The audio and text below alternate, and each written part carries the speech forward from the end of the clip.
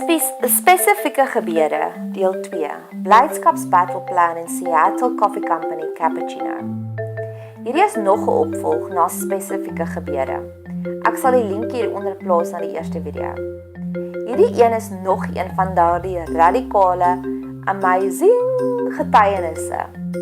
Ek verduidelik ook in 'n ander video van die krag van hierdie video gebeure. Die link na hierdie video sal ek ook hieronder plaas. In die sequel oor dankbaarheid. Maar een van my gunsteling seëninge is die weeklikse of so Seattle Coffee Company Cappuccino waarmee ek myself bederf. Ek het 'n werkswinkel aangebied oor 'n blydskaps-battle-plan. En een van die dinge wat ons doen op die werkswinkel is om 'n battle-plan uit te werk om jou blydskap te verhoog. Jy sien, God wil vir ons volkome blydskap gee. 1 Johannes 1 vers 4. En dis een van my gunsteling beloftes. So indien jy graag wil hê, ek moet die blydskapswerkswinkel kom aanbied by jou selgroep of kerk, kan jy my gerus kontak. Maar met die blydskapsbattleplan, lys jy die gewone daaglikse dinge wat jou gelukkig maak. En so leer ons om die blydskap te vind in gewone dinge. Een van my dinge wat ek werklik geniet is my koppie boere troos. My koffie. So daagliks sien ek uit na my eerste koppie koffie en ek raak so lus vir koffie terwyl ek hierdie video nou maak. Maar dan in die battleplan beplan ons ook weeklikse hoogtepunte. So is myne die eenmaal per week waar ek myself bederf met 'n koppie Seattle Coffee Company Cappuccino. So een oggend per week ry ek 'n bietjie vroeër om te stop by die Celtics Garage om vir my cappuccino te kry op pad werk toe. Ek het so 'n paar maande terug begin uitbrei om 2 cappuccinos te koop. Een vir my vriendin /kollega /praktykbestuurder. En dis vir my 'n groot voorreg om vir haar dan te WhatsApp, ek bring vir jou koffie. Die klein aksie gee werklik vir my sommer volkome blydskap. So wat maak jou gelukkig? En hoe kan jy meer genot daaruit put? Hoe kan jy jouself meer bederf? Ons moet disippels maak van Jesus. Maar ons sal dit nie maklik regkry as ons altyd doom en gloom is nie. Ons sal dit net soveel makliker regkry met 'n vivacious, borrelende, gelukkige persoonlikheid. Maar hierdie week, terwyl ek daar staan, besef ek net die krag daarin om spesifiek te wees in ons gebede. Ek moet eerstens by Seattle my bestelling vir hulle deurgee. Van hulle lang lys van opsies.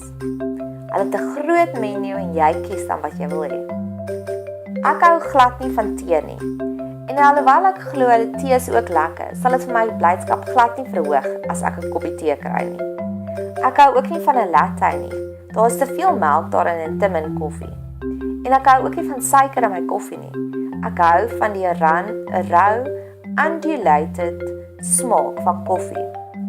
En net so dink ek ook, God staan elke dag voor ons met 'n hele lang menu van opsies en hy vra my kind, wat wil jy hê? Ons moet net leer hoe om spesifiek, soos ons koffie te bestel, vir hom te vra vir die seëninge wat ons benodig. Verder, indien ons meer tyd spandeer in sy woord, sal ons ook nog dieper dinge leer van die verskillende seëninge wat hy vir ons kan gee. Net soos by Seattle, wanneer jy klaar jou koffie het, staan die koppie net daar met die mooiste prentjie bo-op. Maar dan kan jy vra vir 'n sleeve, sodat die koppie nie maklik is om vas te hou en nie jou hande verbrand nie. Jy kan vra vir 'n cuphouder, sodat ek my en Michelle se koffies maklik kan dra na my kar toe. Jy kan vra vir dekseltjies, sodat die koffie nie uitloop of uitspat nie. En ook 'n stopper in die dekseltjie, sodat dit nie oral rond splash in my kar nie. Al hierdie add-ons is ingesluit in die prys van R27 per koppie. Klink asof ek hulle nou bemark, maar ek doen nie, ek bemark vir God. Maar nie dat God bemarking nodig het nie. Maar al wat ek moet doen, is om te vra daarvoor, vir al hierdie add-ons. Ons het nie, want ons vra nie. Net so om 'n gelowige te word, kry ons al die lang lys van dinge wat ons kan versterk, wat ons lewe werklik in oorvloed kan laat beerwe. maar ons het nie want ons vra nie. En ons vra nie want ons weet nie wat van al die voordele wat ons kan kry nie. Ons weet nie want ons spandeer nie genoeg tyd in God se woord om te weet wat hy alles vir ons wil bied nie.